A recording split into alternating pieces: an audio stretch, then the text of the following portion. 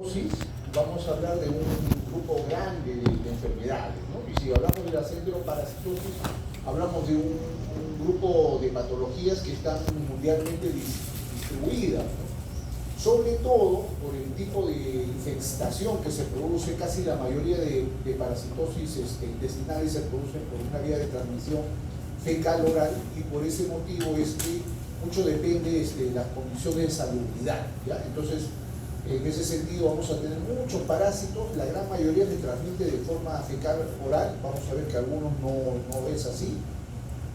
Y la sintomatología que nos pueden producir es variada, ¿no? Desde el lugar en donde van a residir, ¿no?, que es el intestino, van a producir por ende dolor abdominal, molestias, sensación de meteorismo, que es la sensación de llenura que tiene uno a veces como que se llena de gases, ¿no? Puede producir diarrea, puede producir síndrome de mala absorción, ¿no?, por la diferente fisiopatología que tiene cada parásito. Ahora lo vamos a ir viendo uno por uno. Puede producir anemia, porque produce, por ende, a veces una competencia con determinados nutrientes, como puede ser el hierro, el ácido fólico, ¿no? O a veces de por sí, porque permanecen en el cuerpo de una persona durante mucho tiempo, pueden inducir a una anemia crónica, también, que tiene muchos factores, ¿no? Entonces, la sintomatología es variada, y cuando nosotros sospechemos de ella, vamos a pedir un examen de laboratorio, que ya lo vamos a ver que es bastante común, ¿no? Entonces, es el análisis parasitológico, que no debemos de confundirlo con el coprocultivo, ¿ya? Entonces, son dos cosas muy diferentes. Ambos, la muestra viene a ser la heces, solamente que el examen parasitológico se hace fundamentalmente buscando un tipo de parásitos, que son justamente lo que vamos a hablar. El coprocultivo, como su nombre lo dice, es un cultivo de heces, en donde nosotros fundamentalmente buscamos bacterias, ¿ya? No buscamos parásitos, sino buscamos bacterias para determinadas enfermedades que pueden producir cuadros diarreicos, ¿no?, como la shigella, la salmonella, el campylobacter y otras más, que pueden producir diarrea con moco y sangre. Y queremos saber si esta diarrea es producida por una bacteria que pueda inducir ese tipo de lesión. Entonces le pedimos ahí unos coprocultivos, ¿ya? No se confundan, puede ser pregunta de examen, pueden poner así qué examen le pediría, le pueden poner coprocultivo para buscar un parásito. Ya saben que con el coprocultivo no buscamos parásitos, ¿ya? Entonces, eso es una introducción. Entonces, nosotros vamos a tener diferentes tipos de parásitos. Nosotros nos vamos a centrar fundamentalmente en los parásitos intestinales. Ahora, los parásitos, de acuerdo a su biología, pueden ser unicelulares, ¿no? Pueden ser, por ende, primero definamos qué cosa es un parásito. Un parásito es una forma de vida que por sí sola no puede sobrevivir y que necesita de un hospedero, ¿ya? Necesita un hospedero para vivir. Ahora tenemos que diferenciar si a ese hospedero le va a producir una enfermedad o no. Si le va a producir una enfermedad, entonces le llamamos parásito propiamente dicho, patógeno. Ahora, si no le produce enfermedad, entonces lo llamaremos parásito comensal. ¿Por qué es importante que sepan este concepto? Porque van a ver ustedes a continuación un cuadro en el cual van a ver una serie de parásitos, ¿no? Ustedes algún día van a pedir a alguien, a una persona que sospecha una parasitosis, un examen parasitológico, y les va a venir un informe con unos nombres muchas veces raros, que ni siquiera van a saber qué cosa es. Lo importante es que sepan discriminar cuáles de ellos son patógenos y cuáles son comensales, ¿no? Porque a veces esos que tienen los nombres más feos simplemente son comensales. Entonces, por ende, ¿le daremos tratamiento?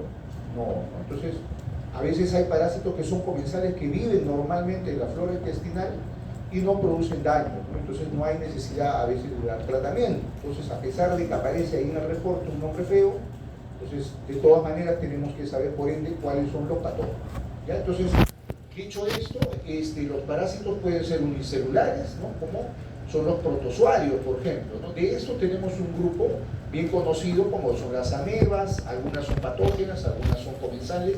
Los flagelados, ahora vamos a ver algunos ejemplos de patógenos flagelados, parásitos, y algunos que son comensales, ¿no? Los coccidios, que generalmente son un grupo de parásitos también unicelulares, y los ciliados, ¿no? Entonces ahora vamos a ver cada uno de ellos en resumen. Y por otro lado, o sea, aquí entendemos que son parásitos que están compuestos de una sola célula, ¿no? Todos, la ameba, por mencionarles un flagelado, ¿no? La Giardia lamblia, que es un parásito bastante común, los coccidios, ¿no? Como puede ser, por ejemplo, se me ocurre la ciclopora, son parásitos que son unicelulares, ¿no? Los ciliados, como el Bagratioscoide, todos ellos tienen una sola célula. Ahora, los parásitos pluricelulares, dentro de los que son enteroparásitos, los vamos a conocer como gusanos, ¿no? Propiamente, así comúnmente le decimos gusanos, pero en realidad se llaman helmintos, ¿ya? Helmintos. Ahora, estos helmintos tienen dos grandes grupos de gusanos, ¿no? Los helmintodes nematodes, o gusanos cilíndricos, también se les llama, no son gusanos redondos, parecen, a ver, ¿cómo les puedo decir? Como una culebra, ¿ya? O sea, tienen anillos circulares y tienen la forma como si fuera una serpiente, algo así como para que se dé cuenta. Por otro lado están los gusanos planos, o platelmintos, que son gusanos a los cuales conocemos comúnmente como tenias. Seguramente han oído hablar alguna vez de las tenias. Las tenias son gusanos planos, gusanos aplanados o platelmintos. Vamos a ver una diferencia entre ambos grupos, ¿ya? Y vamos a ver que los platelmintos, bueno, tienen un subgrupo que son las tenias, que es al que vamos a ver propiamente el día de hoy, y tienen otro que son las duelas o trematos, dentro de los cuales seguramente han oído hablar alguna vez, por ejemplo, de la fasciola hepática, ¿no? La cual no vamos a revisar propiamente, nos vamos a centrar en todos los parásitos que producen una sintomatología similar, que son los enteroparásitos. Entonces vamos a revisar este grupo. Después están los otros parásitos, ¿no? Que tienen que ver ya con parásitos más grandes, ¿no? Que son insectos, arácnidos, etc. Entonces tenemos aquí, por ejemplo, ¿no? Este cuadrito sería importante que lo aprendan, ¿ya? Sobre todo se van a dar cuenta, miren acá, hay algunos parásitos que son patógenos. Vamos a revisar primero el grupo de las amebas. Las amebas fundamentalmente son un grupo de parásitos dentro de los cuales algunas son patógenas, sobre todo la más patógena, la que estudiamos como enteroparásito patógeno y que puede ser pregunta de examen, es la Entamoeba histolítica. La Entamoeba histolítica es un parásito unicelular, es una ameba y es patógeno. Entonces tiene dos formas de infectación, ¿no? El quiste y el trofozoito. El quiste es la forma que utiliza el parásito cuando el ambiente es hostil, digamos, ¿no? Entonces como que se enquista y resiste la inclemencia del medio ambiente, en este caso del intestino, ¿no? Y el trofozoito es el parásito de vida libre, ¿no? Entonces son las formas que tiene este parásito.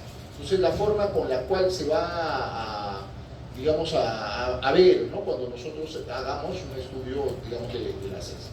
¿Ya? Entonces tenemos en este parásito dos formas. Este parásito es patógeno y ¿saben qué cosa produce? Produce una enfermedad que se caracteriza por diarrea. Diarrea, pero con moco y con sangre. Es una diarrea disentérica. Toda diarrea que produce moco y sangre le llamamos diarrea disentérica, ¿no? Y se produce por un cuadro inflamatorio, ¿no? Produce lesión a nivel del intestino y por ende produce sangrado, produce inflamación. La inflamación, generalmente lo que produce el moco son los leucocitos que salen a la luz del intestino y que por ende se excretan en las heces. Entonces esta parasitosis, si nos preguntaran qué tipo de diarrea produce este tipo de parásito, produce una diarrea disentérica, una mediasis disentérica, ¿ya? Ahora, hay otro parásito que es más común que la Entamoeba histolítica, porque este es un parásito generalmente que es propio de ciertas regiones, ¿no? En la selva, ciertas regiones, cuando tengamos pacientes que vengan con diarrea, con moco y con sangre, entonces debemos de sospechar de esta Entamoeba histolítica.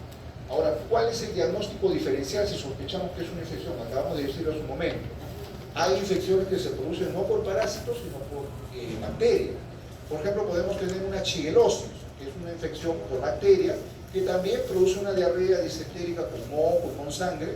Entonces nosotros al hacer el estudio de heces podemos ver de repente un parásito, pero no vamos a ver la Shigella, no vamos a ver la Salmonella o Campylobacter, que también puede producir un cuadro así similar. Entonces ahí en ese caso tendríamos que pedir un cultivo para poder evidenciar que hay ese tipo de bacterias. ¿Ya? Entonces tenemos así, hemos mencionado como 3 o 4 patógenos que pueden producir un cuadro similar, que es una diarrea disentérica. Ahora, este parásito morfológicamente se parece mucho a este otro parásito que es inofensivo, que es la Entamoeba coli. que no debemos confundirla con la Escherichia coli. No vaya a ser que haya una pregunta que le ponga Escherichia coli, que es una bacteria, parte de la flora intestinal bastante común, ¿no? Y la confundamos con este parásito que se llama Entamoeba coli. Este Entamoeba coli es un parásito comensal, no causa daño. Entonces, si nosotros pedimos un reporte de un paciente que no tiene síntomas, pero que cree que tiene parasitosis, por ejemplo, ¿no? Y nos sale que en el reporte encuentran Entamoeba coli, ¿no? En un parasitológico seriado que se hace por lo general mínimamente 3 días, ¿no? De estudio de esas, le pide una muestra al paciente por 3 días y nos sale Entamoeba coli, ¿le deberíamos dar tratamiento para ese Entamoeba coli? No, pues porque no es patógeno, es un parásito comensal. Acá hay otro, no veo bien, me traigo mis lentes, creo que es la Endolimax nana. La Endolimax nana también es un parásito comensal, es un nombre feo, puede hacer pensar que es algo malo, pero sin embargo es un parásito comensal. No produce daño, ¿no? Entonces por ende tampoco no debemos de dar la Iodamoeba busli, creo que es, o la Cantamoeba, ¿no? Ya, la Cantamoeba también es un parásito comensal. Entonces tenemos por otro lado un parásito que no es un enteroparásito, es patógeno, sí, pero alguna vez han escuchado seguramente de algunas personas que van a nadar en lagos, lagunas, y se les mete por ahí un bichito, que en este caso es una ameba, y llega al cerebro, ¿no? Esa es la famosa gangrelia, que produce un cuadro neurológico. Obviamente, si estamos hablando de enteroparásitos, lo estamos mencionando porque sí, pero no nos produce un cuadro parasitario, intestinal, ¿no? Básicamente lo que produce es un cuadro neurológico. Pero es bueno que lo sepamos, ¿no? ¿Ya? Entonces, tenemos, hasta ahí hemos revisado las amebas, que son parásitos unicelulares. Entonces tenemos el parásito, la ameba, Entamoeba histolítica, el parásito patógeno dentro de lo que producen enteroparasitosis, ¿no? Enfermedades intestinales, que va a producir una diarrea disentérica. Ya, ahora vamos a ver el grupo de los flagelados, ¿no? El grupo de los flagelados tiene un parásito bien conocido, es uno de los más frecuentes que van a encontrar ustedes en parasitosis, ¿no? Parásitos intestinales. Es creo que uno de los 2 o 3 más frecuentes que tiene la población peruana y en general, ¿no? Mundial. El parásito se llama Giardia lamblia. ¿Ya? La Giardia lamblia, al igual que las amebas, tiene 2 formas infectantes, ¿no? El quiste y el trofozoito. ¿Ya? A este parásito es bastante sencillo reconocerlo, los que trabajan en el laboratorio, porque le ven, dicen que tiene una cara como de un viejo, algo así, ¿no? De una vieja, así, una bruja, y la forma que tiene como si tuviera sus ojitos, ¿ya? El trofozoito. Entonces, este parásito es patógeno y también produce un cuadro de diarrea, pero esta diarrea generalmente es una diarrea sin moco y sin sangre. Es una diarrea que le llaman acuosa, ¿ya? Maloliente. La sintomatología que va a tener el paciente es dolor abdominal, ¿no? Sensación de náusea, vómito y diarrea intermitente, ¿no? Entonces, este tipo de parásitos sí amerita tratamiento. ¿Ya? ¿Qué más acerca de este parásito? Creo que eso es básicamente lo más resaltante. Luego tenemos los otros parásitos que son generalmente comensales. Ustedes van a ver acá, esta es la Entamoeba fragilis o la Chelomastis meglini, me parece que es Chelomastis meglini. Son nombres así medio complicados, pero ambos son comensales. O sea, si los encontramos en un reporte de laboratorio, no son patógenos, no hay por qué dar solamente si encontramos Giardia lamblia. Entonces luego nos vamos a otros parásitos, las tricomonas, ¿ya? Las tricomonas acá vamos a hacer una mención aparte, porque la tricomona del intestino se llama Tricomona hominis. La Tricomona hominis es un parásito comensal. Si ustedes ven una muestra de ese, yo una vez cuando fui interno de tecnología médica, cuando fui residente de patología, por ahí me tocó rotar en algún hospital donde habían bastantes muestras, digamos, para observar. Es un parásito bien feo. Si tú ves, ahí ves que se está moviendo, o sea, te da la impresión que debe ser algo malo. Sin embargo, es un parásito comensal, ¿no? O sea, no hay necesidad de darle tratamiento a las personas que tienen este parásito. Obviamente, todos estos parásitos tienen una característica, ¿ya? Una característica que cuando trabajamos en laboratorio aprendemos a reconocer, ¿no? Por el tipo de flagelos que tiene, por el tipo de características de los quistes, etc. Luego vamos a ver la parte laboratorial, cómo se hace un estudio parasitológico. Ahora, mención aparte le decía porque existe una tricomona, que es la tricomona vaginalis. Esta tricomona vaginalis sí es patógena, ¿ya? Produce un cuadro de, digamos, vaginitis, ¿no? Con alta cantidad de inflamación. Es una de las causas de una ETS, es propiamente una ETS, es patógena. Y no vayan a pensar que esto también fue pregunta de examen el año pasado. No vayan a pensar que esta tricomona cuando vive en el intestino se llama hominis y cuando vive en la, digamos, en la vagina, cuando parasita la vagina se llama vaginal. Son dos tricomonas totalmente distintas, ¿ya? Otra pregunta que puede haber, ¿la tricomona tiene forma quiste? No, la tricomona no tiene forma de quiste, solamente presenta la versión de trofozoide. Es un parásito bastante lábil, muere, no sé, cuando tenemos una muestra en el medio ambiente no dura mucho tiempo. A veces en el caso de tricomona vaginalis, cuando ya deja de moverse, lo podemos a veces confundir con leucocitos, ¿no? Cuando estamos viendo una muestra de secreción vaginal, sabemos que hay una inflamación, sobre todo las personas damas que tienen descenso, ¿no? Que tienen descenso, el descenso va a ser verdoso, amarillento, mucopurulento, produce dolor, dispareunia, ¿no? O sea, dolor durante el coito, puede producir inflamación, dolor en la región baja, en la dama.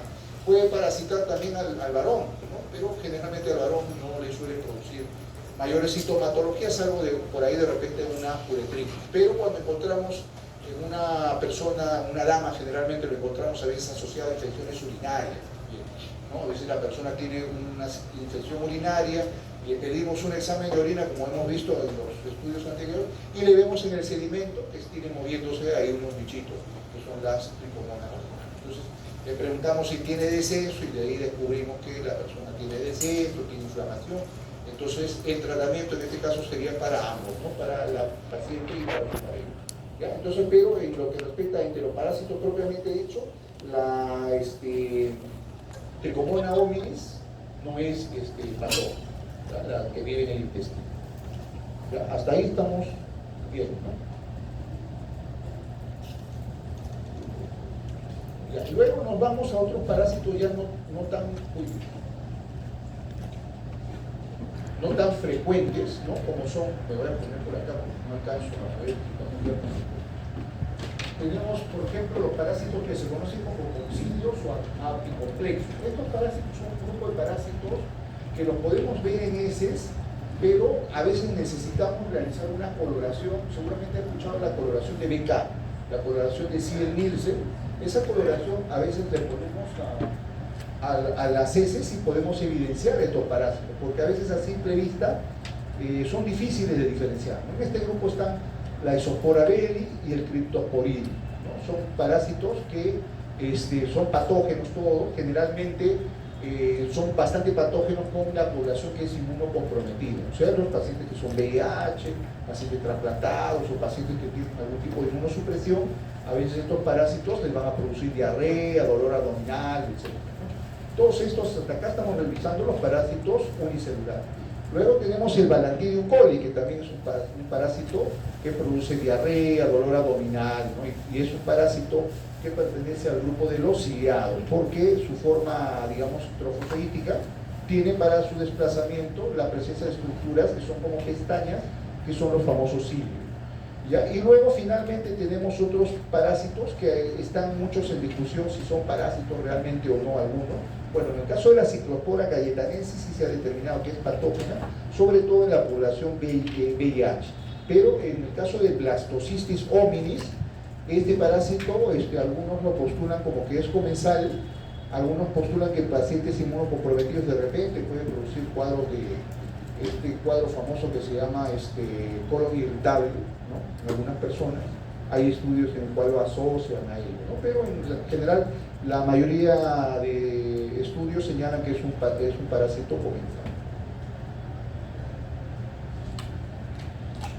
Entonces, habíamos mencionado, ahora vamos a hablar de los gusanos, ¿ya? Entonces, los gusanos se llaman helmintos, ¿no? Y tienen dos grupos, los gusanos anillados y los céstodes o platelmintos o temios, ¿no? Los gusanos nematodes van a tener ciertas características que los van a diferenciar de los gusanos cestos.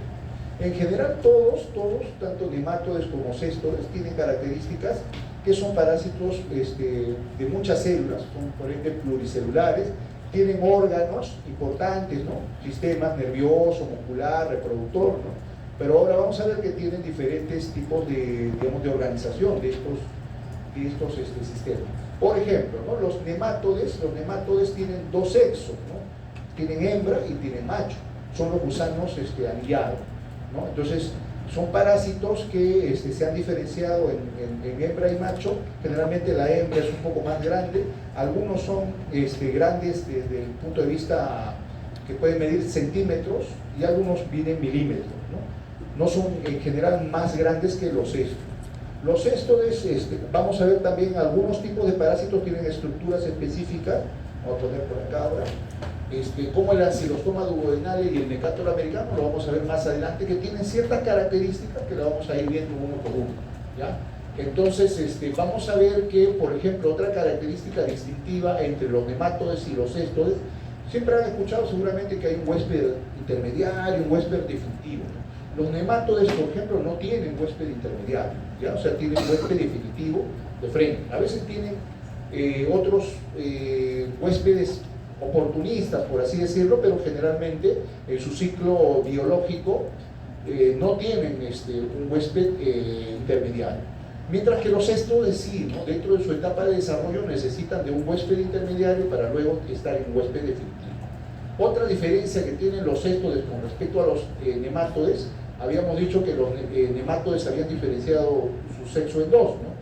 Los cestodes, por otro lado, las tenias no lo han hecho, no son hermafroditas, ¿ya? Entonces, se caracteriza porque tienen una cabeza que le sirve de fijación, ¿no? Al intestino, que se conoce como escólex, ¿ya? El escólex es lo que se va a fijar a través de las ventosas al intestino y a partir de ahí van a crecer a través de segmentos, como si fueran vagones de tren, van a crecer, cada segmento se llama proglótide.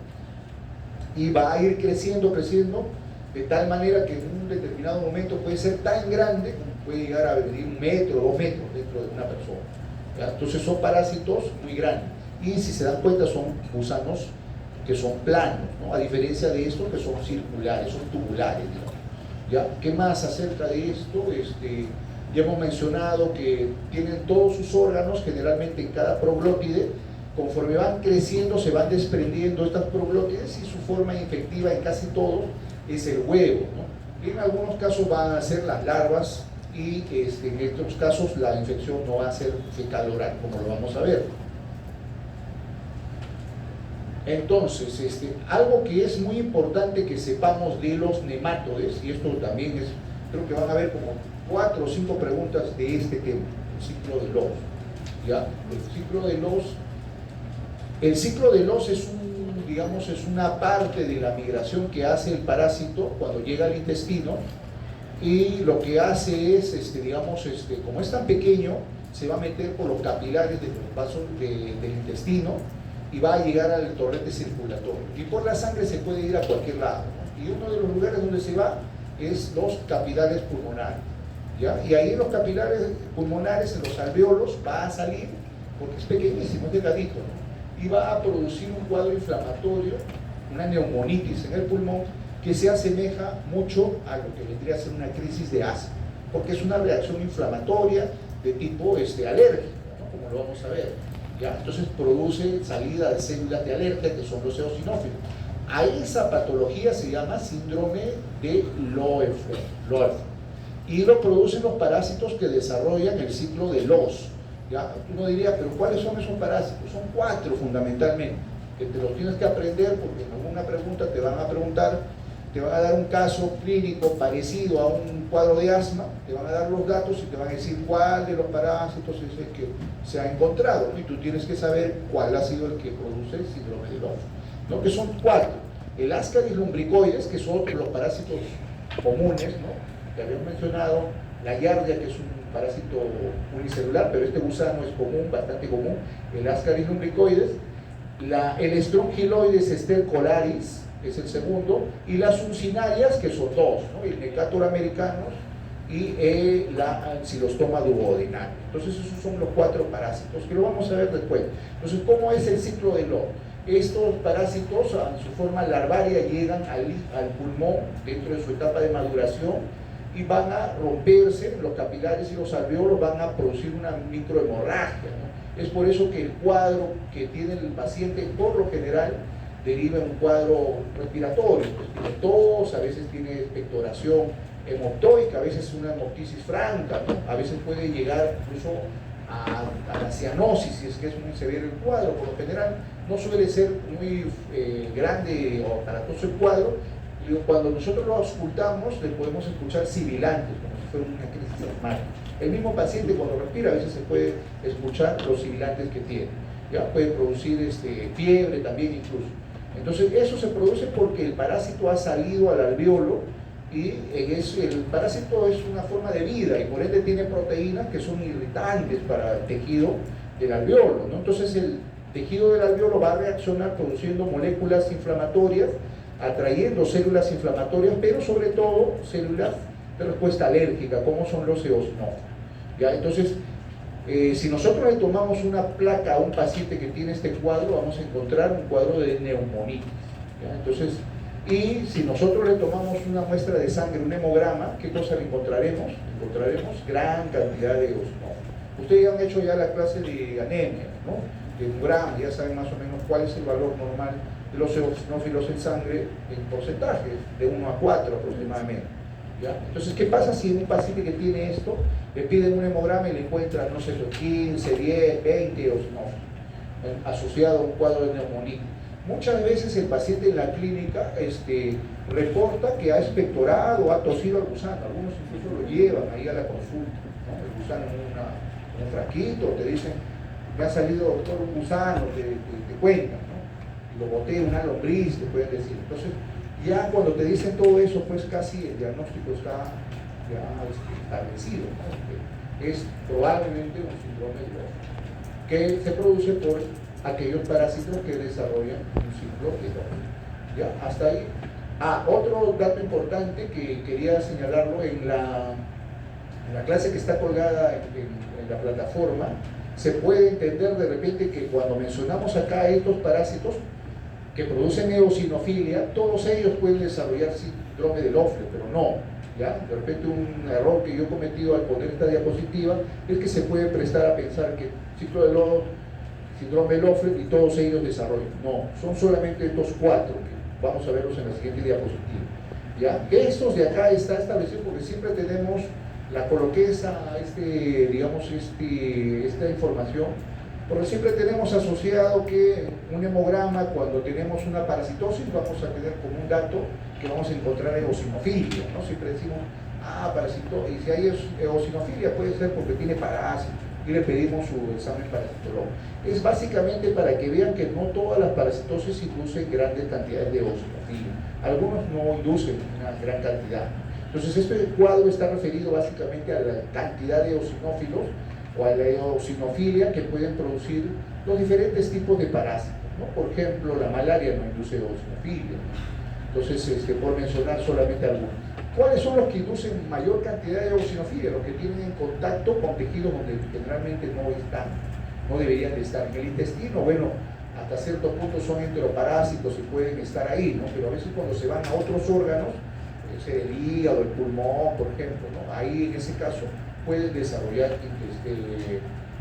eosinofilia marcada, ¿no? Como por ejemplo la larva migrante visceral o larva migrans, que se llama, que se produce por un parásito que se llama Toxocara canis, que lo vamos a ver más adelante. La Toxocara canis es quizás el parásito que induce mayor cantidad de eosinófilos. Yo cuando estaba haciendo mi internado en el hospital del niño, vi una vez un cuadro de un paciente que tenía hasta 60 eosinófilos, 60% de eosinófilos, era un niño, ¿no? Y obviamente pues uno piensa, cuando tiene tanta cantidad de eosinófilos, uno dice primero Toxocara ya por costumbre, porque es un parásito que puede llegar a inducir esa cantidad de eosinófilos. Bien. Bueno, seguimos avanzando. Entonces, para que se acuerden cuáles son los 4 parásitos, algunos le han puesto de memotecnia la palabra NASA, ¿no? NASA de Necator, A de Ancylostoma duodenale, la S de Strongyloides esteporalis y el Ascarinus ricordium. Estos son los 4 parásitos que producen síndrome de Lofgren. Entonces van a haber algunos parásitos que vamos a mencionar ahí a continuación que no producen, aunque pueden producir cuadros, digamos, de diseminación en otros tejidos, no obstante no se considera eso síndrome de Lofgren. Entonces, dicho esto, vamos a hablar de las cualidades más resaltantes de cada uno de ellos. Voy a ver, 3, vamos a estar 4, media hora tenemos que acabar la parte, digamos, de teoría. Entonces, vamos con el Ascarinus lumbricoides. El Ascarinus lumbricoides es un parásito bastante común, ¿no? Que cuando se contamina uno, lo hace a través de la vía fecal oral, ¿no? Entonces, adquiere los huevos por unas condiciones de insalubridad, aguas servidas, manos mal lavadas, condiciones de hacinamiento, etc. Y va a obtener el huevo que va a ingresar, luego va a llegar al intestino. Ahí, cuando es pequeñito, puede atravesar la pared del intestino y llegar a los vasos capilares, y a través de los vasos capilares llegar a la circulación porta, llega al corazón derecho, y de ahí se disemina hacia el pulmón, ¿no? Y por ende puede producir el famoso síndrome de Lofgren que hemos mencionado. A veces las personas lo degluten nuevamente cuando el parásito sale por la nariz, o uno siente esa sensación porque está expectorando el parásito y vuelve nuevamente a autoinfectarse y regresa al intestino. Algunas veces pueden haber parasitosis tan grandes que pueden producir cuadros de obstrucción intestinal. Por lo general, si es un parásito que produce una sintomatología bastante común, ¿no? Que es común a la de los demás parásitos, ¿no? Que es dolor abdominal, sordo, ¿no? Que digamos es un dolor no es muy marcado el dolor, puede producir abultamiento del intestino, puede producir meteorismo, algunas veces puede producir el síndrome de malabsorción, pero por lo general cuando no son muchos los parásitos pueden producir pueden ser infecciones asintomáticas.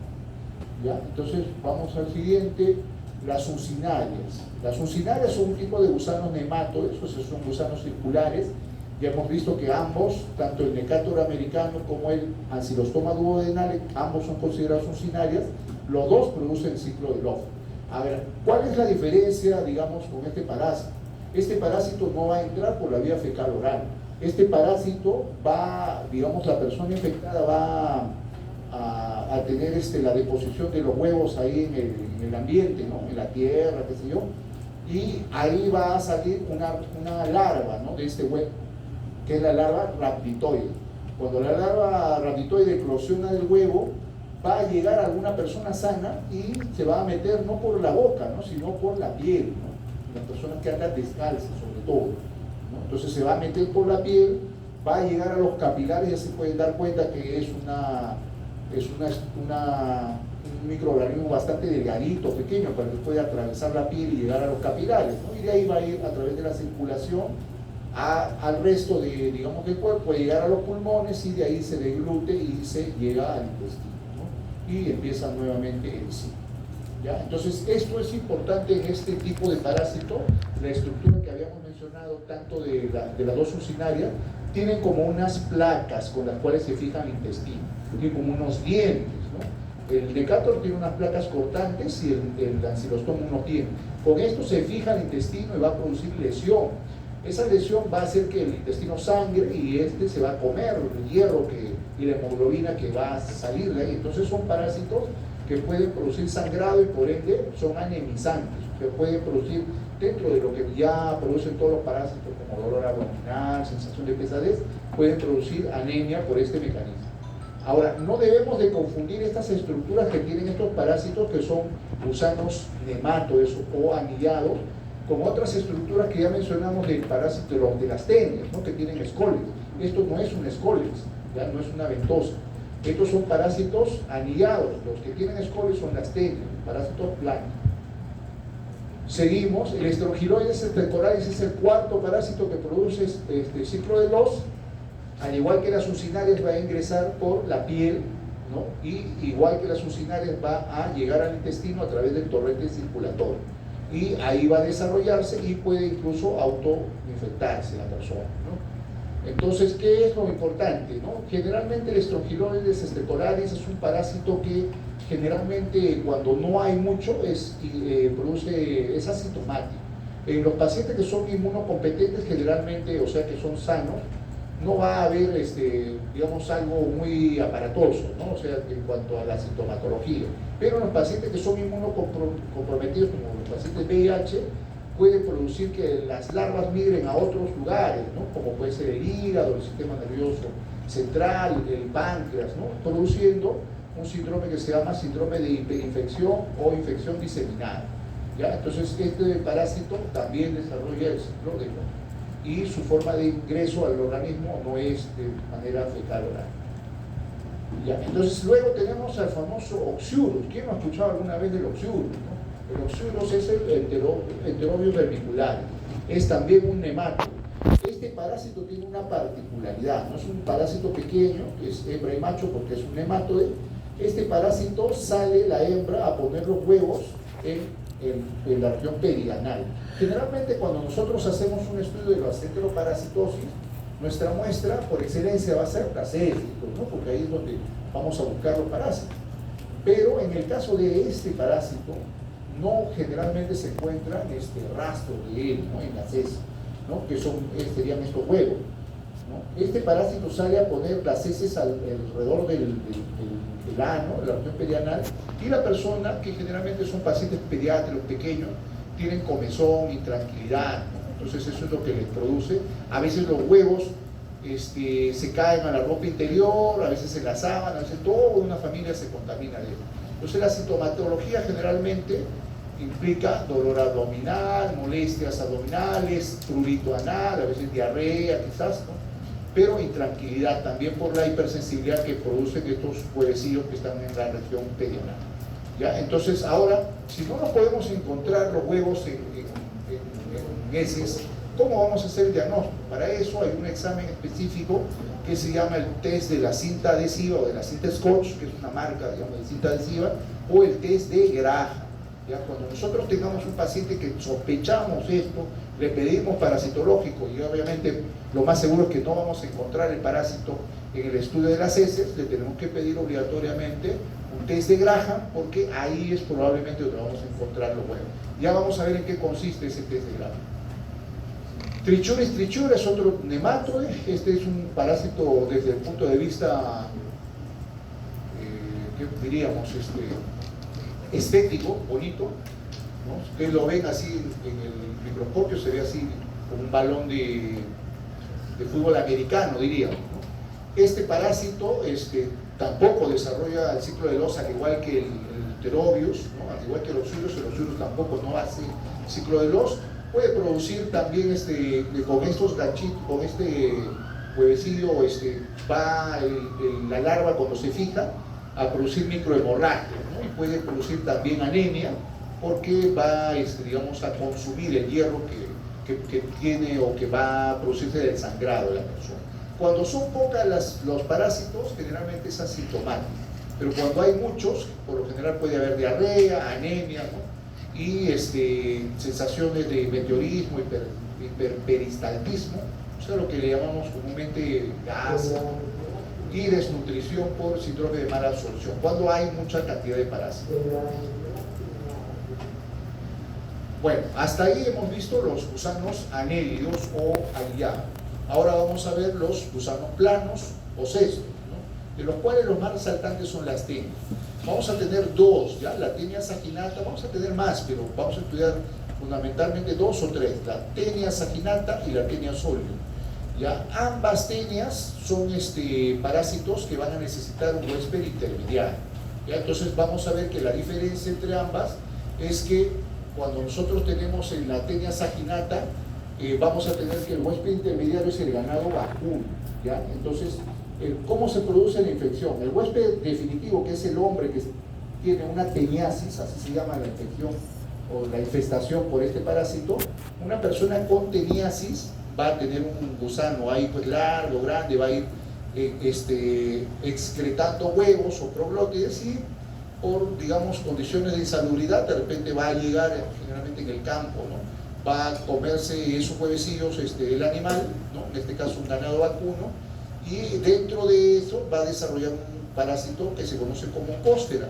Esta oncósfera se va a ir al músculo del animal, ¿no? Y se va a enquistar, va a producir ahí unas formaciones quísticas que a veces el ser humano puede comerlo, ¿no? Entonces, cuando el ser humano se come un animalito que está, digamos, la carne mal cocida, lo que se va a producir es una teniasis, ¿ya? No vamos a confundir con lo que vamos a ver porque siempre tenemos la idea, y eso a veces para mí ha sido bastante triste, ¿no? Porque incluso colegas ya así bastante mayores ya tienen la idea de que a una enfermedad que es la que vamos a ver a continuación, la neurocisticercosis, se produce por comer carne mal cocida, y no es así, como vamos a ver, no es que se produzca por comer carne mal cocida. Otro parásito, el otro parásito, uno que vimos anteriormente era la tenia saginata, por favor, jóvenes, ya, el otro es la tenia sonio. Ya, esta tenia sonio es similar al anterior, ¿no? Me va a producir la posibilidad de que se excreten huevos y proglótides, pero en este caso el huésped intermediario va a ser un cerdito. El cerdo también, igual las oncósferas van a invadir sus músculos, y el ser humano de repente puede comer la carne mal cocida, ¿no? El cisticerco que le llaman a ese quiste que está en el mundo. Y si lo consume, lo que le va a producir es que ese cisticercus va a salir, y lo que va a salir es un gusano, una ventosa de un escólex, se va a fijar y va a tener una teniasis la persona, ¿ya? Entonces no va a tener otra cosa que una teniasis. Entonces lo que se produce cuando comemos tanto en la tenia sonio como en la tenia saginata que vimos anteriormente, cuando se come carne mal cocida, es una teniasis. Ahora, ¿cuándo se produce el famoso neurocisticercosis? Se produce cuando la persona consume por accidente, digamos, o por condiciones de insalubridad, los huevos o los proglótides que están aquí en el ambiente, ¿no? O puede estar contaminando algunos alimentos, qué sé yo, el agua, ¿no? Entonces llegan a la persona esos huevos, y en este caso se produce lo mismo que sucede en el animal. El parásito desarrolla, se va al músculo de la persona y puede irse también a tejidos como el cerebro, ¿no? Produciendo lesiones calcificadas, algunas de ellas cuando ya pasa el tiempo, a veces la persona ni se da cuenta que tiene ello, ¿no? Y en ese caso podemos hacer el diagnóstico por tomografía. Algunas veces se puede pedir estudios de laboratorio, pero por lo general no son muy específicos, ¿ya? ¿Qué podemos nosotros encontrar en una persona que tiene esto, ¿no? Por lo general vamos a encontrar este huevo. Este huevo le llamamos huevo de tenia SP, porque no podemos diferenciarlo a simple vista si pertenece a una tenia sonio o al que vimos anteriormente, a una tenia saginata. Son igualitos. Tú lo ves, no sabes si es de tenia sonio o de saginata. Por eso es que le ponemos huevo de tenia. ¿Qué significa que una persona tenga huevo de tenia? Que tiene una teniasis, ¿no? Y que probablemente tengamos que darle obviamente tratamiento para matar esa tenia. Obviamente si está en un círculo donde vive excretando peces, vive en el campo, qué sé yo, tiene el riesgo de contaminar a otras personas o incluso él mismo, ¿no? Autoinfectarse con los huevos que va excretando y producirle una neurocisticercosis, ¿no? Entonces creo que se entendió, ¿no? Luego tenemos otra tenia también, la Hymelolepis nana, ¿no? Que también es un parásito que va a tener así este ciclo en el cual se consumen huevos. En este caso es también contaminación fecal oral. Las larvas cuando llegan al intestino van a producir lesión en el intestino, y esto va a hacer que se produzca un fenómeno alérgico, ¿no? La persona va a tener dolor abdominal, va a tener meteorismo, ¿no? Síntomas comunes de una infestación intestinal por parásito. Básicamente que sepamos que hay 4 tenias importantes, ¿no? La tenia sonio, que es la que se deriva en neurocisticercosis, pero no por comer carne cruda, sino por comer los huevos, ¿no? Cuando uno come carne cruda produce una teniasis. Lo mismo la tenia saginata, luego está la Hymelolepis nana, y hay una que es la Hymelolepis diminuta, que no la hemos puesto ya porque no es tan poco. Entonces, ¿cómo hacemos el diagnóstico? Ya hemos dicho que lo que tenemos que tener es la muestra de ese.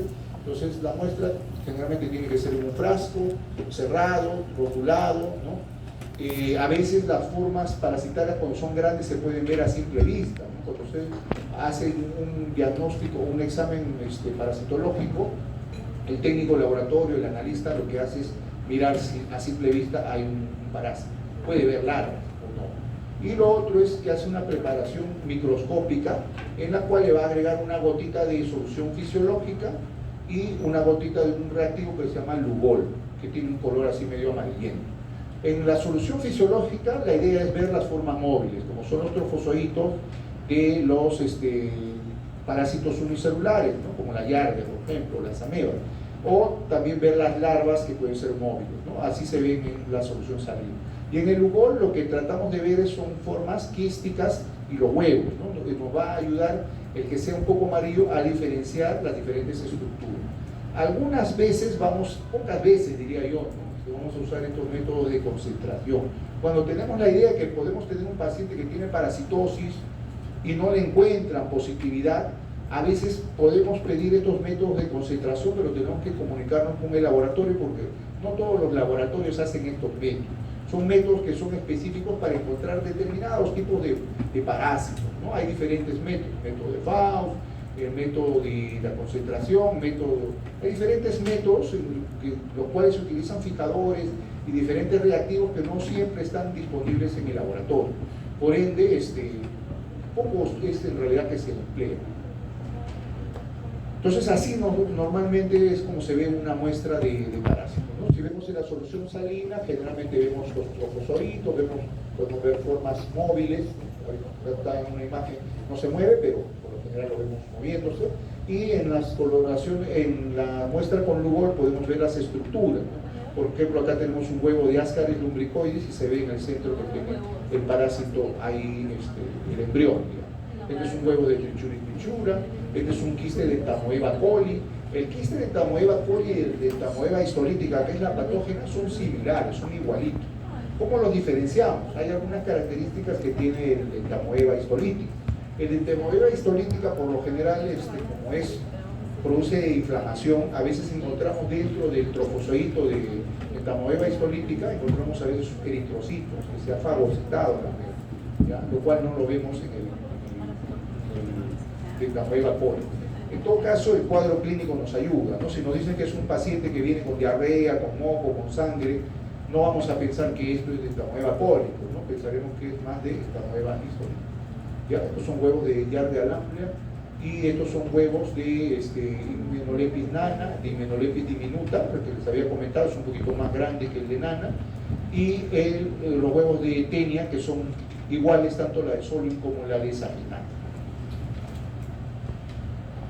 Les había dicho que la mayoría de parásitos los podemos ver de repente en heces, pero hay algunos como el de Oxyurus o Enterobius vermicularis, que es lo mismo, que no podemos verlo porque el parásito no pone los huevos en las heces, ¿no? Sino los pone en la región perianal. No sé si ustedes son bastante jóvenes, pero hace mucho tiempo había unos panes que le llamaban panes franceses, ¿no? En todo caso se parecen a los granos de café, ¿no? Entonces estos son los huevos del Enterobius vermicularis. ¿Cómo se hace esta prueba? Aquí lo que se hace es decirle a la mamá, en todo caso del niño, que se le da una lámina cubreobjeto, ¿no? Portaobjeto, y se le dice que con una cinta scotch, ¿no? Con la parte pegajosa para afuera, la coloque de manera que digamos, pueda hacer toques, ¿no? En la región perianal, de manera que se pegue en la parte que está en contacto con la región perianal, ¿ya? Y luego lo voltea y lo pega en la lámina, ¿no? Para que quede en el medio la región que estuvo en contacto con la región perianal.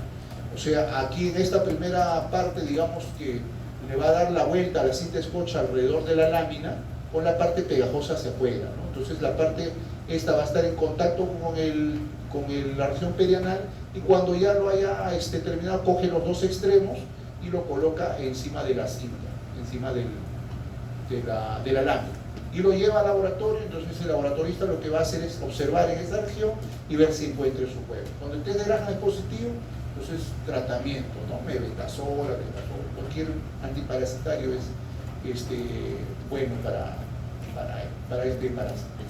Y la recomendación es darle a la familia, porque muchas veces este parásito tiende a diseminarse en un núcleo familiar, porque los niños pues se rascan el potito, los huevos a veces están en sus manos, lo llevan a otro lado, ¿no? Entonces es bastante frecuente que muchas personas tengan en una familia este parásito. Luego tenemos que diferenciar este parásito de este otro, ¿no? Este parásito de acá es el equinococo granuloso, que produce un cuadro que se conoce como hidatidosis.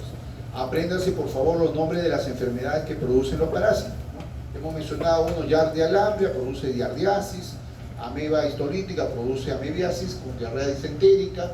La hidatidosis es producida por el equinococo granuloso, que es una tenia. Es una tenia cuyo huésped intermediario es el perro, ¿no? Entonces por ende le llaman la tenia del perro, que no debemos confundirlo con esto acá. Fue pregunta de examen el año pasado y decía, diga usted cuál es la tenia del perro, ¿no? Por resumir la pregunta, y todavía como opción Toxocara canis algunos marcaban esto. Este no es una tenia, este parásito Toxocara canis es un parásito aniliado, ¿no? Es un parásito anélido o nematoide, ¿ya? Entonces es diferente.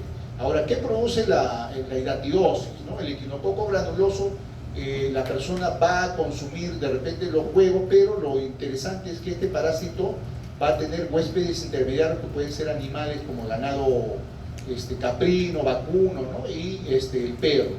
Una de las, digamos, etapas del parásito va a ingresar al organismo, ¿no? A través de, puede comerse a digamos, a este gusano adulto, o puede comerse más propiamente los huevos la persona por contaminación del ambiente, pues el agua, las condiciones de insalubridad, la contaminación es fecal oral también, ingresa el parásito y luego va a llegar por torrente circulatorio cuando empiece digamos, a migrar la larva al hígado, ¿no? En el hígado se va a establecer y va a producir un quiste, ¿no? El famoso quiste hidatídico.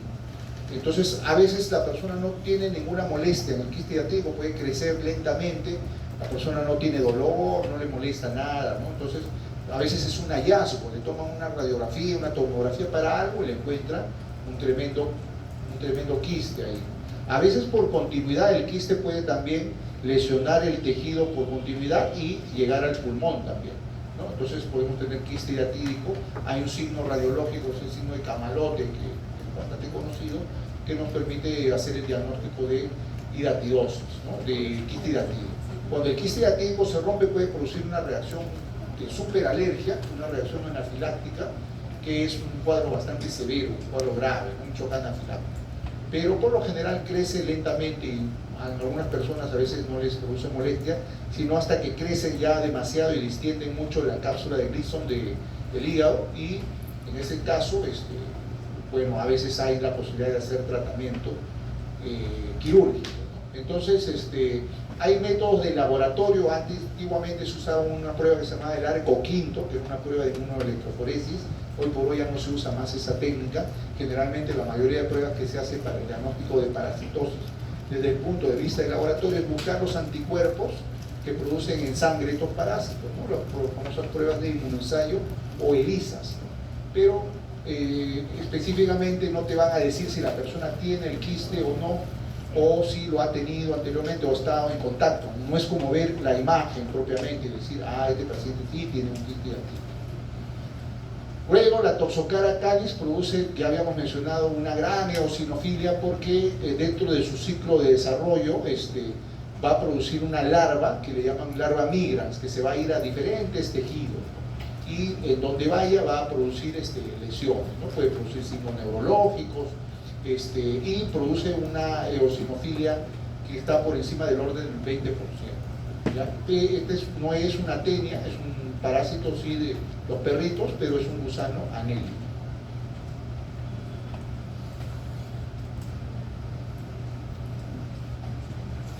Bueno, hasta ahí terminamos con los parásitos. Vamos de los parásitos.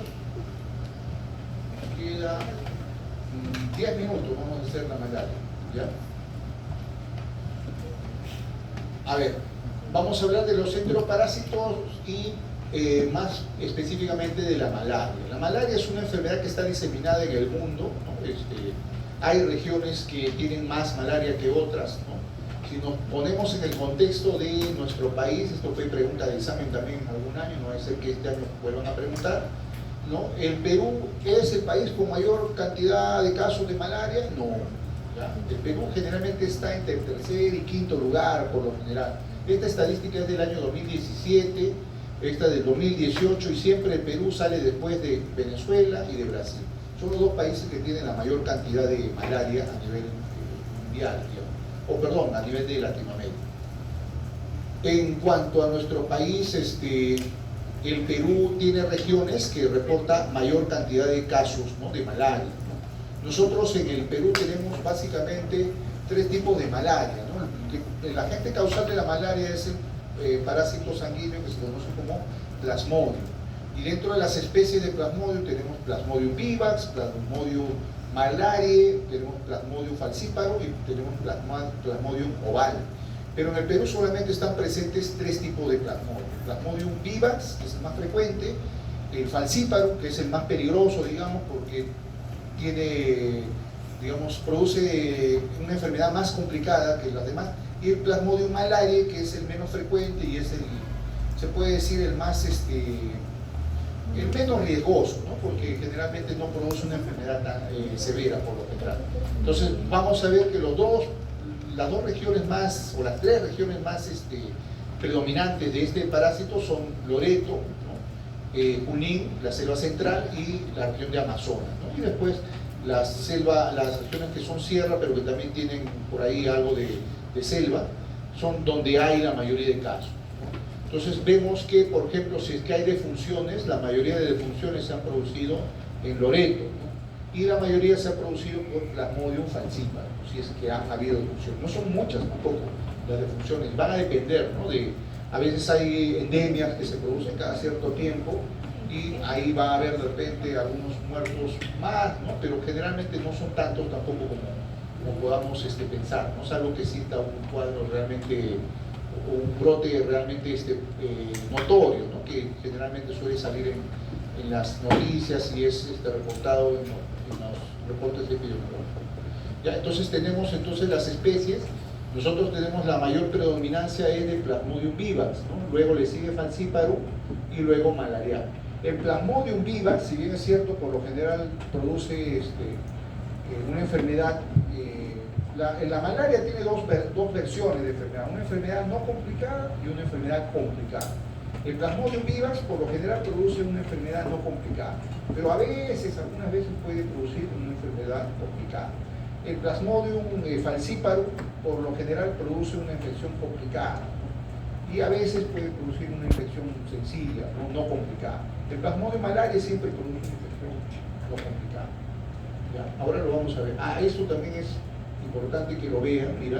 Miren, el plasmodio, si bien es cierto, es el agente parásito propiamente dicho, va a necesitar de un vector, va a necesitar de un insecto, en este caso el anófeles, para transmitirlo a la persona. El anófeles, la hembra, es la que va a picar cuando ya está infectada al ser humano y por ende lo va a contagiar de este microbio, ¿no? Sea cual sea la especie de plasmodio. Entonces nosotros, dentro de las acciones que podemos tomar para controlar la malaria, hay dos tipos de acciones. Que controlemos al mosquito, al anófeles, ¿no? Y para eso, por ejemplo, podemos fumigar, podemos tratar las aguas donde pone sus huevos el mosquito, ¿no? Evitar que se prolifere. Podemos usar repelente para evitar que nos pique el mosquito, utilizar cortinas, ¿no? Mosquiteros, ¿no? Todo lo que conlleve a evitar que el mosquito nos pique. Y por otro lado, tenemos que cuando ya tenemos de repente la enfermedad, podemos tener medicamentos antipalúdicos o antimaláricos. Podemos tener, a veces algunos propugnan el uso de quimioprofilaxis, que también hasta cierto punto discutido, pero su acción es en función de prevenir el desarrollo del plasmodium. Y tenemos la posibilidad de vacunas, pero esto es bastante, digamos, en nuestro país no hay. En el mundo creo que existe solamente una vacuna que la han aprobado, pero no la utilizan. Entonces, si nos preguntaran, ¿no?, en un examen, nos dijeran, para el control del plasmodium tenemos para diferentes estrategias, y una de ellas nos mencionan que hay gran disponibilidad de vacunas, evidentemente esa propuesta no es correcta. ¿Tenemos vacunas para qué? Para la fiebre amarilla, por ejemplo, tenemos bastante vacunas. La fiebre amarilla, tú quieres ir a una zona endémica, te puedes vacunar, ¿no? De hecho, te debes de vacunar para que no te contagies de fiebre amarilla, ¿ya? Pero para la malaria no hay, pues, ¿no? Entonces, a lo más puedes utilizar de repente algunos quimioprofilácticos, que generalmente son macrólicos. Y cuando ya te dan, tienes que seguir el tratamiento, pues al pie de la letra, ¿no? Que generalmente, si tienes suerte, en la gran mayoría de casos, va a ser una malaria no complicada. Ahora, ¿cómo sabemos si es una malaria complicada o una malaria no complicada? Estos son los síntomas generales que todas las malarias tienen, o sea complicada o no complicada. Fiebre, dolor articular, dolor de hueso, malestar general, debilidad, sudoración, ¿no? Dolor de cabeza, ojo, dolor de cabeza. El dolor de cabeza está considerado como parte de los síntomas generales. ¿Cuándo decimos que es una malaria complicada o grave? Cuando se le añade cualquiera de estos de acá, ¿no? Cuadros neurológicos, ¿no? Por ejemplo, que la persona tenga déficit motor, que se desmaye, ¿no? Trastorno del sensorio, confusión, letargia, ¿no? A nivel pulmonar, signos de dificultad respiratoria, ¿no? Tos, expectoración hemotoica, aumento de las respiraciones por minuto, que tenga fiebre, ¿no? Muy alta o que tenga hipotermia. Signos gastrointestinales, que tenga vómitos a repetición, diarreas, ¿no? Deshidratación, ¿no? Grave, que presente los signos de deshidratación grave, llenado capilar lento, ¿no? Tú le presionas la uña a una persona y demora más de 2 segundos en volverse a colorear, ¿no? Como vemos comúnmente llenado capilar. Puede haber otros signos, ¿no? Palidez, sangrado, ictericia, ¿no? Etcétera. No lo vamos a mencionar, esto ya lo tienen ahí en la clase, ¿ya? Pero una cosa importante, ¿no? Si el cuadro clínico me dice una persona con cefalea y todos los síntomas que están ahí, eso no es una malaria complicada. Otro caso que puede pasar en pacientes gestantes, te dicen una paciente gestante, está normal, digamos, solamente que está gestando, tampoco eso es una malaria complicada. Es complicada cuando tienes sangrado, cuando tienes signos de toxemia, ¿no? Que es signo de lo que le llamamos preeclampsia, que es aumento de la presión arterial, de lucecita, dolor en la boca del estómago, ¿no? Cuando tiene contracciones. Entonces ahí, en ese contexto, en una gestante se convierte en malaria complicada. ¿Por qué es importante separar si es malaria complicada? Porque de eso va a depender el tratamiento, ¿no? Porque hay dos tipos de tratamiento, para malaria complicada y para malaria no complicada. Entonces, el ciclo del parásito, esto también es importante, ¿no? El parásito ingresa por una picadura del mosquito hembra al ser humano y inicialmente, pues, la forma infectante, que son los esporozoitos, se rompen y van a ir hacia las células, ¿no? En este caso, las células del hígado, inicialmente. ¿Ya? Las células del hígado van a hacer un ciclo que le llamamos exoeritrocítico, porque todavía no va a afectar a los eritrocitos. Algunos se van a quedar ahí, lo que conocemos como hipnozoitos, que son propios del Plasmodium vivax, ¿no? Entonces estos parásitos a veces son la explicación por la cual una persona que le han dado tratamiento para la malaria, después de que ha salido de ese lugar, empieza a tener nuevamente malaria, ¿no? Porque en el caso del Plasmodium vivax puede como que el parásito quedarse dormido, latente, digamos, ahí en las células del hígado. Entonces luego, cuando ya se desarrolla, ¿no? En este ciclo que es fuera del glóbulo rojo, van a formarse lo que se conoce como esquizontes, ¿no? Que son como una bolsa de merozoitos, que así se llama, digamos, ese estadio del parásito, y uno de ellos va a infectar al glóbulo rojo, ¿no? Entonces, dentro del glóbulo rojo va a crecer lo que generalmente vemos en la gota gruesa, que es el trofozoito. Va a ir madurando, vamos a verlo en diferentes etapas. Cada uno de ellos, el vivax, el malaria, el falciparum, tienen una forma distintiva con las cuales lo podemos diferenciar. En algún momento, alguno de ellos ya va a madurar y va a formar lo que conocemos como gametocitos, y también estos se van a poder diferenciar, ¿no? Infectando el glóbulo rojo, pero con una forma característica. El más fácil de diferenciar es el del Plasmodium falciparum, porque tiene la forma de un platanito, ¿no? Entonces, cuando ya está en esta etapa, puede venir otro mosquito, picar a la persona y contagiarse, ¿no? Mosquito, ¿no? En sus glándulas salivales va a llevar el mosquito, pero previo a esto, este ciclo es el ciclo de eritrocito, ¿no? Entonces se lleva al mosquito y, se llevan los gametos y dentro del mosquito se van a fecundar y se van a unir y va a formar la bolsa de esporozoitos que va luego a contaminar a la persona con el mosquito. Este ciclo se llama el ciclo esporogónico, ¿no? Porque el estadio final que sale de este ciclo es el esporozoito. ¿Ya? Entonces son dos, ¿dónde se produce la reproducción del plasmodio? Diríamos que en el ciclo donde está en el animal, en el mosquito, ¿no? El ciclo esporogónico, ¿ya? Mientras que el ciclo eritrocítico se da en el humano. ¿Ya? Así es como vemos nosotros una gota gruesa, que sigue siendo el gol estándar, el examen ideal, ¿no? Para ver cuando sospechemos de un paciente que tiene malaria, ya vimos cuáles pueden ser los síntomas, ¿no? Sobre un cuadro que nos parece que es un resfriado fuerte, si estamos en una zona endémica de malaria y si esa persona tiene, ¿no?, dolor articular, cefalea, fiebre, sospechamos de malaria y de repente por ahí tiene algo más que lo hace que sea complicada, le pedimos su gota gruesa. La gota gruesa se hace con un colorante que se llama de Gienza y por lo general hacemos dos tipos de formaciones, ¿no? La gota gruesa propiamente dicha y el frotis. La gota gruesa nos sirve para contar cuántos parásitos hay porque tiene mayor cantidad de sangre, digamos, ¿no? Cuando lo veamos vamos a tener la posibilidad de ver estas estructuras y vamos a decir, aquí hay un parásito. Y el frotis nos sirve para diferenciar, observarlos mejor qué tipo de parásito es, ¿no? Si es un vivax, si es un falcíparo, ¿no? Entonces, por ejemplo, acá tenemos un ejemplo de un reporte de un hemograma que tiene leucopenia, tiene anemia, ¿no? Es entender si los glóbulos rojos se están rompiendo, va a tener una anemia probablemente hemolítica, ¿no?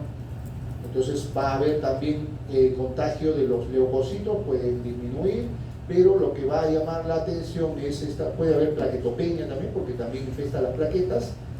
Lo que nos va a llamar la atención es observar estas estructuras, los esquizontes, ¿no? Acá en este caso vemos un plasmodium, me parece que es falcíparo, porque el plasmodium falcíparo varios plasmodium pueden afectar a un solo eritrocito. Por lo general en el malaria y en el vivax es uno solo por cada glóbulo rojo, ¿no? En cambio el plasmodium malaria puede afectar tanto a glóbulos rojos viejos como jóvenes y también muchos esquizontes pueden afectar a un mismo glóbulo rojo. Esto no vamos a entrar en detalle, si quieren conocer de repente porque les interesa, en la clase estaba bien explicado. Esta es la forma como calculamos cuánto de parásitos tiene una persona, la densidad parasitaria. Hay dos formas, una forma semi-cuantitativa que lo medimos en cruces, contamos los parásitos en varios campos, vamos recorriendo con el microscopio el frotis y vamos buscando a ver si encontramos menos de 40, decimos la cantidad que hemos encontrado en esos 40 campos, en esos 100 campos que hemos visto, si encontramos menos de 40 parásitos, ¿no? Ahora, si encontramos más de 40 parásitos, vamos a clasificarlos en cruces dependiendo de cuántos parásitos vemos por campo. Si vemos de 2 a 20, en cada uno de esos 100 campos diremos que tiene 2 cruces y así, ¿no? Entonces cada uno es... Ahora, si queremos un conteo más exacto, lo vamos a hacer contando no los campos, sino la cantidad de leucocitos que encontramos por cada parásito, ¿no? Lo normal es que encontremos hasta 200, en 200 leucocitos encontremos un número determinado de parásitos, de plasmodium. Pero si encontramos más, vamos a terminar contando hasta 500 y a través de esta fórmula vamos a contar el número final de parásitos por microlitro, ¿no? Imaginemos que hemos contado, no sé, pues 500 leucocitos y en 500 parásitos y hemos contado 1000 leucocitos, ¿no? Entonces hacemos la fórmula. 6000 es porque es un valor promedio del valor normal que hay de leucocitos en sangre, ¿ya? Y de esa fórmula nos sale el recuento de parásitos. Generalmente se usa para investigación, ¿no? Porque en un caso, cuando a nosotros nos llega el reporte de que una persona tiene positivo a gota gruesa, le vamos a dar tratamiento, no vamos a querer saber todavía cuántos tiene, ¿no? Evidentemente que sí hay, ustedes van a ver que hay un criterio ahí de gravedad, de que lo hace complicado cuanto mayor cantidad de parásitos tenga. Y sobre todo si es de la especie falcíparo también lo hace que puede ser complicado. Entonces así es como vemos, ¿no? Esta es una imagen de glóbulos rojos infestados por plasmodium falcíparo. Nos damos cuenta que es falcíparo porque tiene varios por glóbulos rojos, ¿no? Y por la forma también de los esquizontes. ¿Cómo los diferenciamos a los esquizontes? Tenemos que aprendernos este tipo de diferenciación. El tipo de citoplasma, ¿no?, que tienen, algunos van a tener un citoplasma regular, otros van a tener irregular. Los que tienen irregular son el falciparum y el malaria, son los más pequeños. Mientras que el vivas y el ovale, que son más grandes, lo tienen a veces fragmentado. Tienen a veces granulaciones también que le vamos a encontrar. Esto también puede ser pregunta de examen, ¿no? Por lo menos asocian, ¿no? Mauer es a falciparum, como Seaman es a malaria, como Schuffner es a vivas y como James es a ovale, ¿no? Esas son las granulaciones que se observan marcadas, ¿ya? Entonces, finalmente, también así, aparte de la gota gruesa, tenemos las pruebas rápidas, ¿no? Esto deben haber oído en el tiempo de COVID, se utilizó bastante. Estas pruebas son unos cartuchos pequeños, tienen la ventaja que se puede llevar a cualquier lugar, no se necesita mayor ciencia para poder hacer la prueba, pero sí tener el conocimiento de cómo es que se interpreta, ¿ya? Para el caso de la malaria también se han desarrollado pruebas rápidas que se basan en las proteínas que puede tener el parásito, ¿no? Por ejemplo, la proteína rica en histidina, ¿no?, o HRP, ¿no? Esta es una proteína que es básicamente del Plasmodium falciparum, mientras que la lactato deshidrogenasa es común en todos los tipos de parásitos, todos lo tienen, los cuatro, el vivas, el ovale, el malaria, ¿no? Entonces, cuando nosotros vemos hacemos la prueba, miren, lo que se va a hacer es dejar una gotita de sangre aquí, ¿no? Acá se le va a echar un reactivo, que es un líquido como agua. Esto de aquí es una ventana, es como un papel que hay ahí, ¿no? Entonces la sangre va a empezar a subir ahí. Al comienzo no se ve nada, pero vamos a saber que cada región tiene ahí un reactivo para que reaccione con las moléculas del parásito, ¿no? Tienen unos antígenos y tienen unos anticuerpos ahí, con los cuales va a producir una marca. La marca C es C de control, siempre tiene que estar positiva para que nosotros sepamos que la prueba está bien hecha y que el reactivo está en buen estado, ¿no? En este caso, el que dice T2, ¿qué cosa es? La lactato deshidrogenasa, ¿no? Y la T1 es la proteína rica en histidina, la T1. Si marca los dos, ¿no?, bueno, va a marcar el control que nos dice que la prueba está bien hecha, y si marca ambos, entonces pensamos que se trata de un Plasmodium falciparum, ¿no? Porque Plasmodium falciparum marca la proteína rica en histidina. Ahora, si no sale la proteína rica en histidina, entonces podemos pensar que es un vivas o un malaria, ¿ya? Entonces nos sirve para eso, ¿no? Pero no nos sirve mucho cuando la cantidad de parásitos es pequeña, ¿no? A veces da falsos negativos, ¿ya? De hecho, la gota gruesa sigue siendo la prueba gold estándar por eso.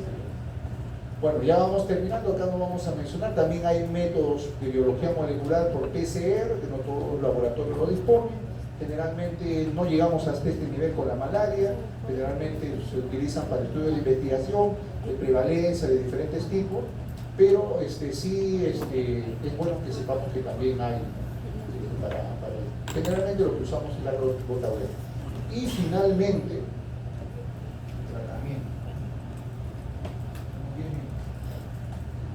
el tratamiento, entonces vamos a nosotros tener dos tipos de tratamiento, ¿no? Cuando tengamos un tratamiento por Plasmodium vivax, ¿no? Voy a ponerlo por acá, ¿no? El Plasmodium vivax es el parásito más común, el Plasmodium más común, ¿no? Nosotros podemos tener dos alternativas, que sea una malaria grave con Plasmodium vivax o que no sea. Esta es la forma común de tratamiento, ¿no? Eso es lo que uno aprende cuando va al CEDU. A todos los pacientes que aparecen con malaria y que tienen solamente los síntomas que vimos en el dibujito, ¿no?, de dolor de cabeza, dolor artral, enlace, cloroquina y primaquina. El tratamiento dura 7 días, ¿no? Los primeros 3 días le das ambos, ¿no? Le das 4 tabletas de 10 miligramos por kilo día de cloroquina, asociado a 2 tabletas de 0,5 por miligramos por kilo de peso al día, que son 4 tabletas de primaquina. Le vas dando y después del cuarto al séptimo día continúa solamente con la primaquina. Si el paciente lo cumple, lo va a curar. Y siempre y cuando sea un caso de malaria no complicado. Ahora, si el paciente tiene malaria grave, ¿no?, ya sea por malaria por falciparum o vivas, lo que se le va a dar como tratamiento va a ser, como primera opción, si es malaria grave por falciparum, se le va a dar derivados del artesumato más clindamicina, ¿ya? Entonces, si se trata de Plasmodium vivax, va a tener también igual el artesumato más clindamicina y primaquina. Entonces, ahora, la diferencia está en que, esto también pregunta el examen, cuando se trata de un caso de malaria grave, el tratamiento tiene que ser endovenoso. Acá estamos hablando de tabletas, ¿no? Pero cuando tenemos un caso de malaria grave tenemos que dar un tratamiento por vía endovenosa. Y si no funciona este tratamiento, entonces pasamos a la segunda opción, ¿no? De casos de pacientes con malaria grave. Le damos quinidina y clindamicina y también le podemos administrar quinina, ¿ya?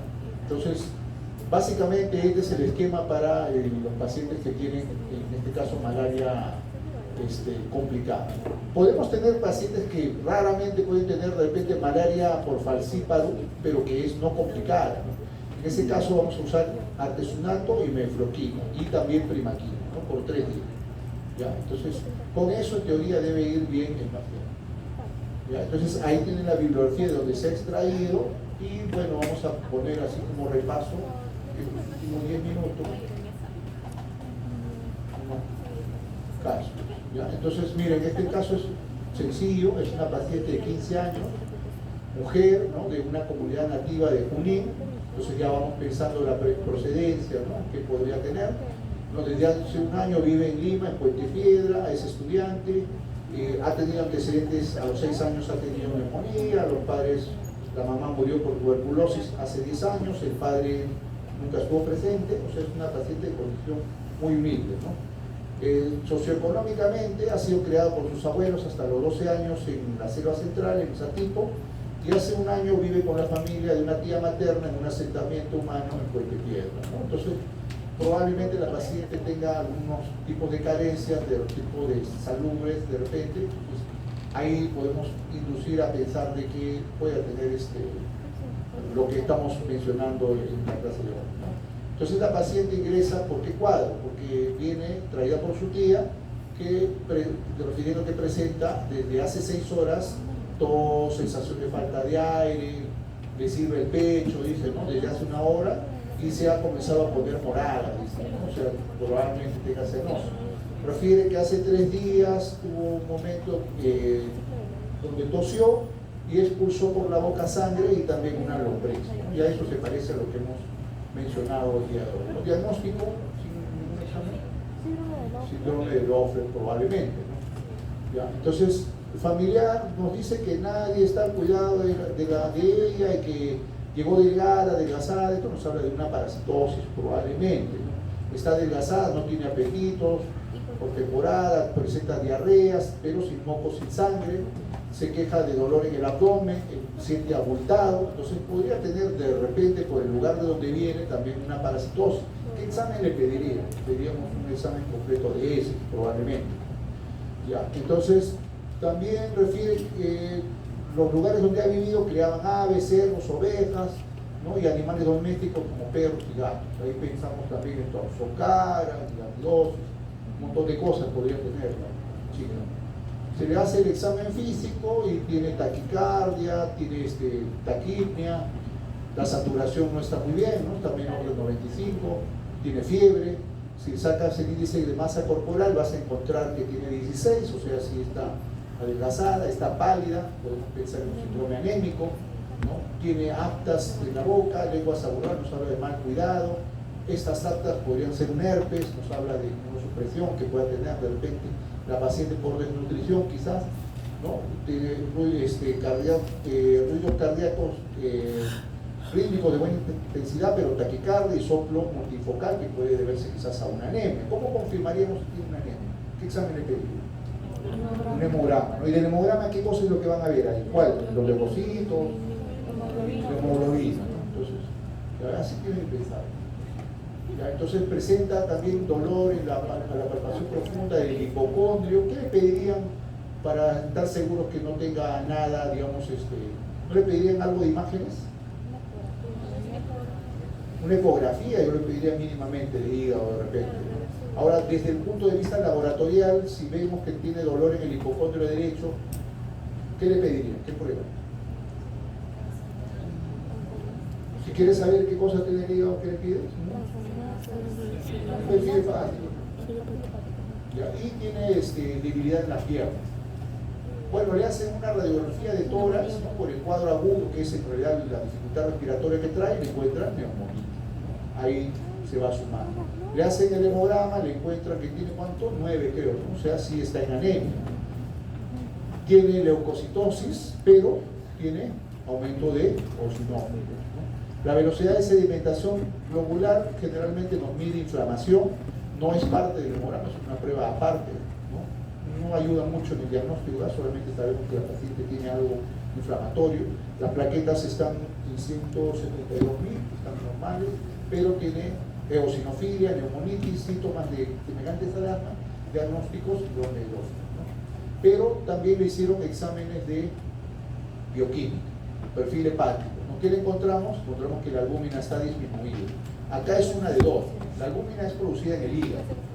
Si el hígado no produce la albúmina es porque de repente está en una insuficiencia hepática, una cirrosis. Es poco probable pensar eso.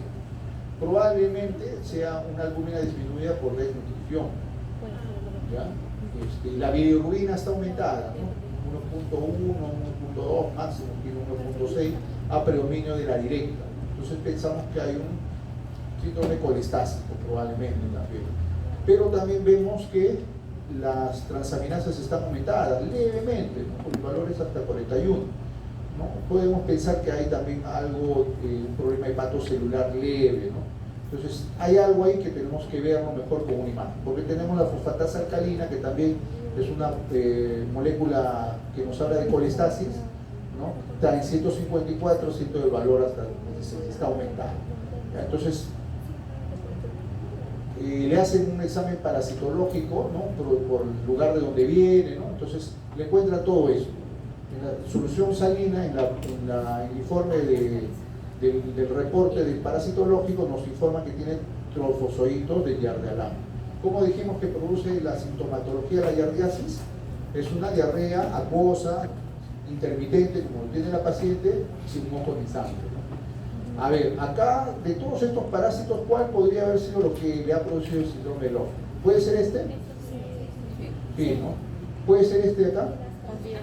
¿También este de acá podrá ser? No, este tampoco, ¿no? Las tenias no producen. ¿Ya ven? Puede dar su examen mañana. ¿Este de acá producirá diarrea disentérica? No, el entemoeba histolítica, ¿no? Ya, entonces, sigamos, ya terminamos aquí. Bueno, esto es lo que se ve, ¿no? Ya el tratamiento es la paciente derivada, atendida. Generalmente los pacientes que hacen síndrome de Lofgren se recuperan bien con oxígeno. A veces es necesario darle corticoides para disminuir la inflamación y obviamente darle antiparasitarios, porque si ya ha tenido un gusano puede tener más. Y esta paciente tiene toda una punta. ¿Ya? Ahora, dentro de tantos gusanos que tiene la paciente, ¿no podría ser que tenga también otro que no lo estemos viendo en meses? Claro, ¿no? Entonces le pedimos test de Graham para ver qué parásito, el Oxyurus o Enterobius vermicularis, ¿sí? Sale positivo. Entonces, tratamiento también. Generalmente el tratamiento con antiparasitarios por lo general cubre a la mayoría de parásitos. Le hacen también una tomografía abdominal por el abultamiento que tenía y le encuentran esto. ¿Qué cosa es esto? Quiste hidatitis. ¿Qué lo produce? El equinococo granuloso. ¿Ya? Ya estaba bien grave. A ver, los exámenes no van a venir obviamente así como el anterior, ¿no? Por lo general va a venir así. Entonces vamos a resumir y con eso terminamos. Varón de 34 años, acude por emergencia porque ya hace un día, presenta los siguientes signos y síntomas. Expectoración amotoica, refiere que el pecho le silba cuando respira, refiere que antes de acudir a emergencia expectoró un gusano pequeño, ¿no? Que lo trajo en un frasco a la consulta, el paciente queda en observación y se le pide los exámenes. Radiografía de tórax, ¿qué esperan encontrar? Neumonitis. Hemograma, eosinofilia. Examen parasitológico positivo a parásito, a Ascaris y ancilostoma. Duodenales, Yardia-Lang. ¿Cuáles pueden ser los causantes del? Puede ser el Ascaris lumbricoide o el ancilostoma. Los otros no, pero igual necesitan tratamiento. Diagnóstico, ya dijimos, ¿no? Síndrome de Lofgren por probablemente Ascaris o por ancilostoma. Esos son los agentes causales. Hay uno más, creo. Ya. Paciente, mujer de 5 años, padres la traen a consulta porque es pequeña, ¿no? Por presentar dolor abdominal inespecífico, intranquilidad desde hace aproximadamente 2 semanas. Asimismo refiere que desde hace una semana presenta comezón en la región perianal. En el laboratorio el hemograma está normal, la glucosa, urea normales, ¿no? Los exámenes bioquímicos básicos. En el parasitológico de 3 días le encuentran quiste de Tamoeba coli y Endolimax nana. ¿Son patógenos estos? No. ¿Qué examen le solicitarías con esa clínica? Test de Graham, ¿no es cierto? Test de Graham sale positivo, entonces ya ahí está hecho el diagnóstico. ¿Cuál es el diagnóstico? Oxuriasis o heteroiasis. Y vamos a ver el último, uno de paciente de varón de 56 años, proviene de Cajamarca, puede por presentar desde hace 2 meses mareo, vértigo, asociados a dolor de cabeza de moderada intensidad. Refiere que hace 4 días ha presentado 2 episodios de convulsiones de pocos días de duración.